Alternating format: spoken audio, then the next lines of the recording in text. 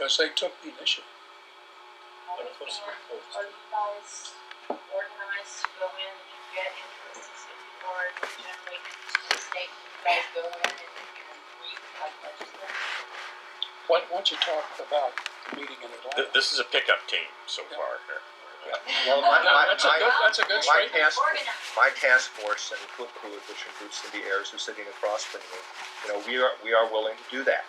We will go anywhere to any state to try to help. And Maine, part of the reason was because of that person. I mean, Andrea Boland just happened to know about EMP.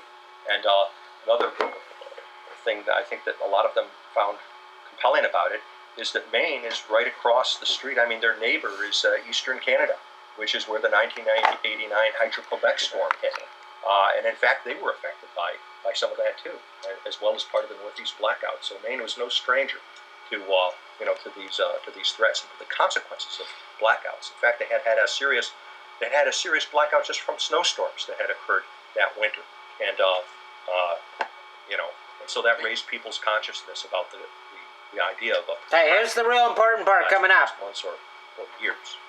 I was asked in the congressional testimony I did a short while back whether NERC was positioned to deal with the full range of outages, and I said I thought probably tree branches were a little too much for them, but they could probably handle the squirrels. Right. I lost power for a week in El Derecho last year. I know exactly. Yeah, we did too. Okay. Before you go, leave this, Peter, talk about the Atlanta meeting.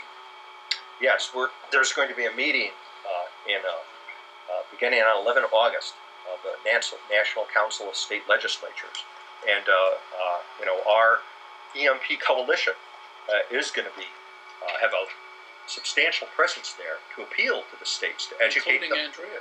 Yeah, including Andrea. Andrea Boland, in fact, is leading our delegation down there to appeal to the states, to educate them on this threat, and to encourage them to undertake state initiatives as a way of supplementing or as an alternative if Washington fails to act on this.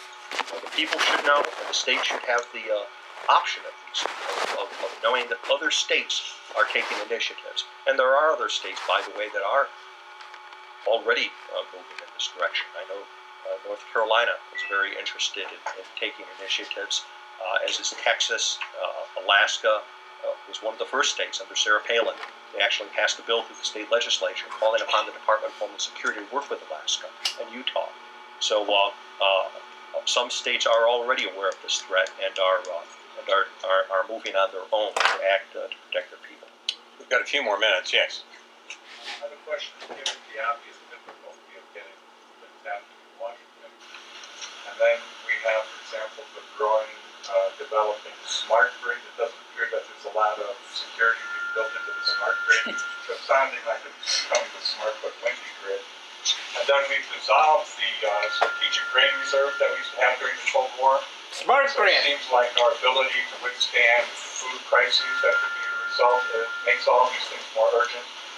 Is there something at the local level that people can also do to complement these efforts at the national level, whether it's microgrids or local food, something or other, that we can become more resilient at the local level, and so everyone can take part in this effort, not just let folks at Washington fix it for us? I think it's largely going to be a matter of state governance. And you can't. It's sort of hard to do things city by city or county by county or whatever. But the state province most state governments know their turf reasonably well. Municipal level Position to get insurers and other businesses that are highly relevant to this, and the utilities working together in public-private partnerships. I think state to all the grid. State by state is probably the way to go. Peter? You're going to do business in our land, you're going to do it. I have a question for you. The severest critics of just add it to the electrical EMP code. threat, Check. like that. Is that yield has to be in the megaton range. The weapon, therefore, is going to be very heavy and therefore can only be launched by an ICBM. Can you answer? Real important. Sure, those are myths. Listen. And Myths. I'm afraid a lot of those myths derive from my own work at the CIA. Thank you, sir. Some 20 years ago, when we identified the preferred Soviet ICBM was the SS-18 Mod 1, which had a huge 25 megaton warhead on it. But they were going after our hardened, critical, military critical infrastructures, which were hardened against EMP. And so they wanted to generate the strongest field strengths they could at that time. Pay real And close also attention. at that time, the technology of enhanced or super EMP weapons was not known. When you're talking about the civilian critical infrastructures, the grid, communications, transportation systems, these have never been hardened against EMP. They're very soft targets. And one of the things the commission did is we took modern technologies from all of these infrastructures, we put them in the EMP simulators, and looked at the field strengths that were necessary. They will fail at very low field strengths. In fact, we could not come up with a low enough yield where we said, well, you don't have to worry about weapons of this yield or below because the EMP isn't strong enough. Any nuclear weapon, doesn't matter what the yield is, doesn't have to be a super EMP weapon. Basically at 30 kilometers altitude, you don't need a missile either, by the way. You can take a meteorological balloon and get up to 30 kilometers with a crude first-generation weapon. And if you detonated that anywhere over the eastern seaboard, it would probably collapse the eastern grid. Oh, wait a minute. Let's do that again. Sure, those are myths, and I'm afraid a lot of those myths derive from my own work at the CIA, some 20 years ago, when we identified Weather balloon. preferred Soviet ICBM was the SS-18 Mod 1, which had a huge 25 megaton warhead on it. But they were going after our hardened,